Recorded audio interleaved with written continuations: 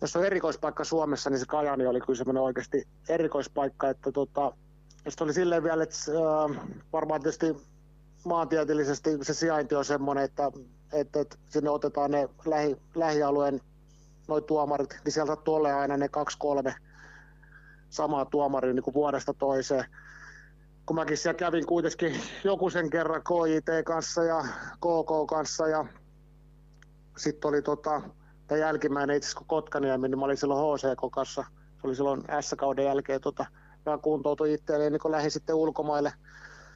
Mutta se oli erikoispaikka, muistin yhden semmoisen siellä, tai varmaan montakin muistan, mutta yksi oli semmoinen vähän niin kuin mikä kuvaa sitä, mikä niin kuin turhauttaa, niin mä pelasin Mestiksessä paljon YVtä maaliedustalla ja mä olin siinä maskimiehenä ja sitten siinä on nämä pakkitesti mun selässä ja se rupesi painaa poikkariin mua semmoista kunnon poikkariin. Sitten yksi tuomari se huutaa tuolta kulmasta, että Honkanen, rauhoitu Honkanen.